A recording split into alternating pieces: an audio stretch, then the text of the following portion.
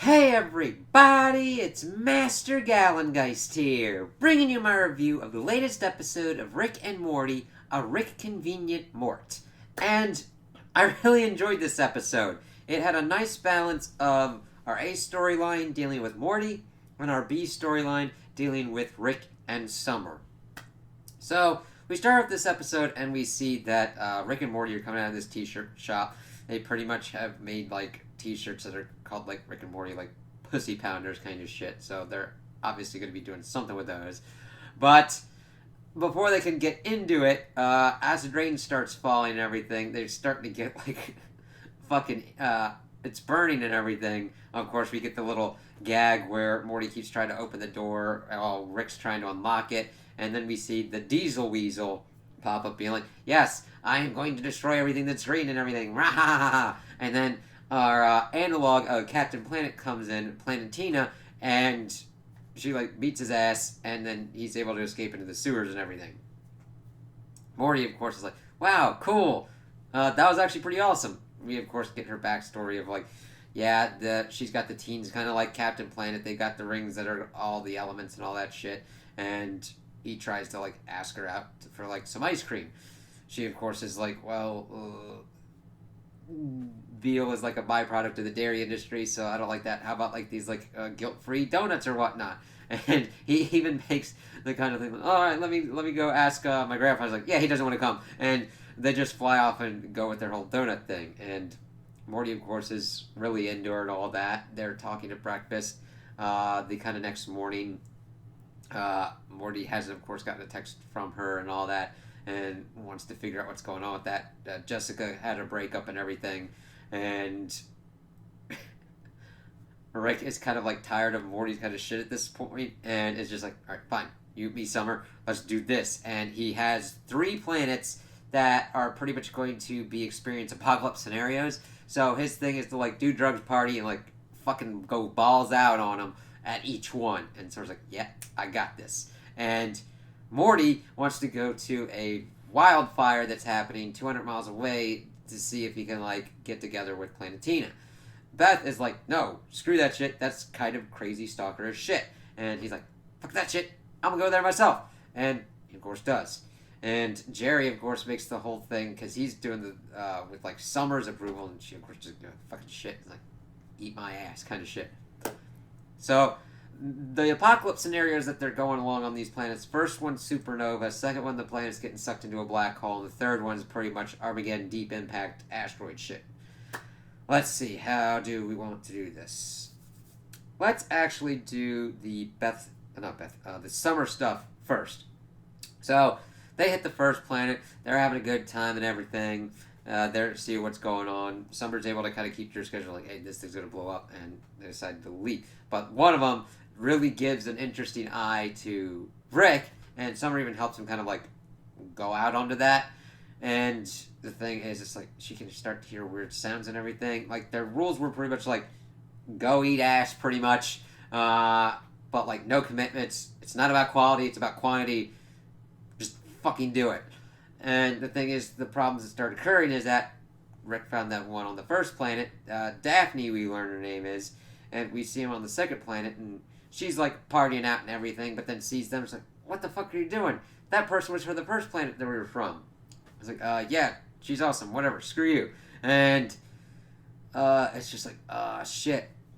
So they buck out before the black hole's able to suck them in, and the Daphne chick is pretty much "Yeah, screw that. I'm riding this shit." And they were no commitments in any of that. It's just harsher with the vibe and everything. So they go to the asteroid comet kind of planet, and we see that pretty much going into an orgy thing. And Rick is still going on with Daphne, and he's like, yeah, whatever, fine, we're good with this. Just, it's funny because both kind of stories deal with love. It's you're naive about how this love kind of thing's working. Screw you, Summer. Where we get that same kind of thing going on with Morty and Planetina. However, Summer's like, "You know what? Fuck this shit." Gets into the spaceship, blows up the comet asteroid thing, and is like, "Yeah, there you go. The world's not ending." So now that you don't have to stick with my grandpa to survive, what you gonna do now? And Rick's like, Daphne? She's like, goodbye, because the whole of her shtick was like, she started everything by saying hello. And it's really kind of weird because this planet's like, it's kind of fucked up now because everybody was like, we're all gonna die. So they literally had no plans for tomorrow. And one thing was a father and son were having sex, and that leads into the stinger at the end where they're back in there. It's like, oh, kind of slow today because everybody thought we were going to be dead. Yep. Mom not how's mom? Oh, she's not talking to us because we had sex? Yep. It's just, the awkwardness of that was done just so well. It's just like, yep, that's really how that situation would go down. Fucked up, man. So, the main story is Morty kind of dealing with his own kind of thing and actually acting like his own character. And this was a really good one because it showcased kind of Morty's evolution over the show in a very cool kind of way. Mainly because usually he's the dude that kind of gets fucked up and doesn't really have much of his own agency, at least in the beginning. Usually Rick's got to like save his ass from certain kind of things. And in here, Morty is able to do a lot more with what's going on. Like, he goes out, he goes to that wildfire, pretty much saves a bunny, and Planet says, oh yeah, that's pretty kind of cool. And they're kind of hitting it off and everything, but of course her teenagers pop up, her kids that can, of course, make her like come into existence. And of course Beth was like, how old is she? And that's an important kind of thing, because it's like, these kids kind of just like fuse these elements together, and there's Planet Tina. And she's been like this since the 90s, whereas, like, the teenagers are grown-up assholes that are pretty much milking her for, like, money and shit. And it's just like, oh, shit. And they're trying to, like, keep Morty distanced from her. But they're, of course, texting and everything and having their own kind of conversations and all that. And then she, like, pops up and they get it on and everything. They're really into each other. And it's pretty organic. I mean, granted, usually we have Morty chasing after Jessica, but the thing is that he found somebody he was interested in and took the initiative on that approach. That's a pretty big step for his character, since he's always trying to work up that initiative with Jessica. However, things don't completely work out on that front with this because of multiple kind of factors. So they're kind of getting it on, and then of course the group tries to summon her to like a con thing, and they're together, and Morty's kind of there as well. It's like, oh shit. And the thing is, they stop the summoning, but like Morty gets dropped down, and they try and like do a kind of deflection kind of thing, whereas the dude with the fire ring is pretty much tries to mob boss his ass. They're planning to sell her to like some Arabs overseas for money, and I'm like, I understand wanting to try and cash in on this. You've way past your prime. But, you can literally use rings with elements. And you can summon a being that can, like, control the elements as well. If you can't make money off that, you fucking suck. And if you're like, oh, we'll just sell it, I'm like,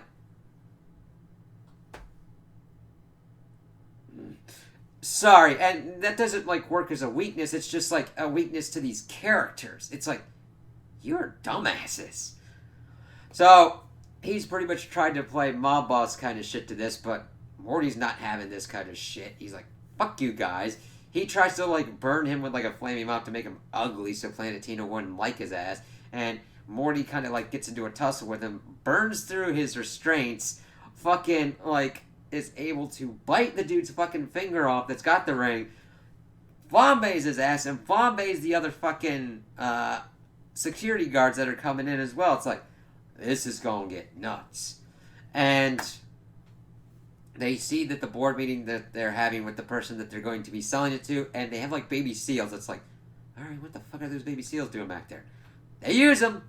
So Morty pretty much makes it look like he's bringing in a pizza, throws the dude's flamed and severed head on the table, and gets into a fight that, like, I think Rick would be kind of proud of how he's able to handle. Because, granted, it is a pretty shitty situation that he's in, and he kills some people, but he's trying to uh, make sure that Planetina isn't pretty much sold into slavery. And these people are being like assholes, and if Morty was able to find a kind of diplomatic solution, it would have been interesting to see him. I mean, granted, he is backed in that corner, but I'd like to have seen him try and like do a little bit. But this dude came at him with a flaming mop to try and burn his face, and that's just one part of their group. And seeing how they pretty much didn't try and be like, all right, cool it. This dude was able to get one of the rings. Let's kind of like talk this out. They're just like, fucking kill his ass. Get that ring. Let's get our money and get out of here. So this really wasn't some place that they could like get out of this conflict without some people getting killed, because we get each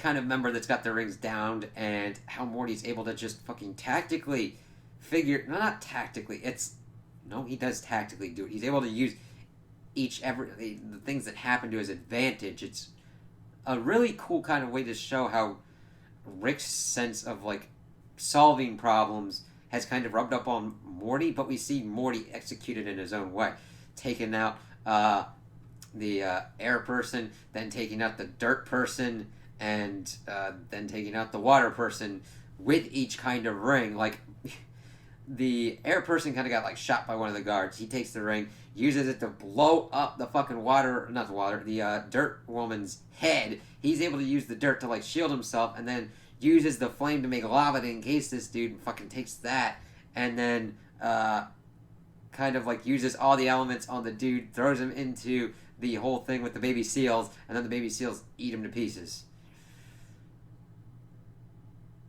They sure don't waste certain shit. So he then is able to summon Planetina and they have like a game night with his parents. Jerry is just into the fucking game. Morty's like, let's have Planetina stay here, but they're like, you are fucking way too like love crazy for this chick. This is fucking insane. We don't know really what or who she is. You living together or just people like, you don't understand what you're kind of going through here. And she brings up like that she got pregnant at 17. He's like, and that doesn't really excuse. That just means I know more about this shit. But of course, Morty brings up that like, God, y'all roll your eyes at me. You treat me like I don't know what the fuck I'm doing, and he's just fucking tired of it. And he of course leaves, and he goes on his adventures with Planetina. And at first, it works out pretty well. They're like going fixing shit, but then we start to see her go kind of eco-terrorist, kind of crazy, popping people's tires and shit, until we get towards the end where with this group of miners, she's trying to get them to stop, but of course it's a more complex situation than that. They need their jobs for their family and everything, but she's like, you're destroying the planet, which would ergo like fuck over your children as well. And she just goes fucking hog wild and starts murdering everybody. Now see, this is important because it shows the different kind of contexts for this different kind of violent actions going on. Planetina didn't need to do this. Granted, in her mind, she had the justification, these people are hurting the planet, she needs to protect the planet, and she goes kind of find like Sith Lord ape shit going like fucking nutty, and it like horrifies Morty as this like crazy ass song is like playing in the background, and you could be like, oh, it's just the same. It's like, well, Morty was trying to stop something that was kind of on a smaller scale, and if he like it wasn't like it was with Planetina. Here he had like an immediate kind of danger kind of thing of these people were going to try and like hurt him and sell Planetina into slavery. Here, Planetina could have done a whole lot of different kind of things before going to murder time, fun time kind of shit and taking these people out. And I just kind of like seeing that kind of like juxtaposition of this difference of like, okay, this is what Morty did, and why you could look at his murder differently than what was going on with Planetina. Of course, this causes a rift in their relationship while Morty isn't really talking to her, and he's like, listen. She, of course, still loves him and was trying to save him, and he's just like, I can't be with you anymore. And she's like, fine, fuck you, and flies off. And of course, Morty's heartbroken and everything, and his mom Beth does come in to comfort him over everything going on. It's like, damn, And it was a lot and an interesting kind of character journey for Morty of him taking an initiative for a relationship, going through some crazy ass shit where he had to use the skills that he picked up with Rick throughout all of his adventures, and then kind of we see that it's him dealing with another Rick situation of understanding how to go through a relationship because, I mean, shit, Rick's fucked the planet, and then it's led to him having to fight and kill a fucking Zeus god.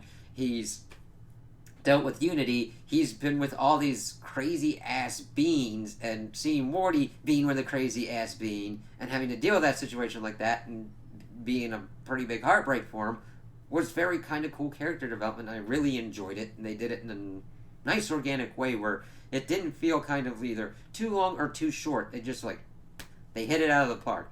So I really enjoyed this episode because we got a lot of kind of cool character stuff with Morty, but we also got a lot of kind of cool character stuff with Summer, as she pretty much showed how Rick rubbed off on her, where Rick even acknowledged, like, yeah, you did the most Rick kind of thing of cynically saving this planet to, like, fuck me over in a relationship. It's like, yeah, it was a very entertaining episode, and I really liked how it had really good pacing and really just melded together pretty well, where you didn't feel like you got shortchanged on either story. So those are my opinions on the episode. Tell me what you guys think in the comments below. If you liked it, if you didn't like it, if you agree with me, if you disagree with me. Also like and subscribe, and I hope you have a good day.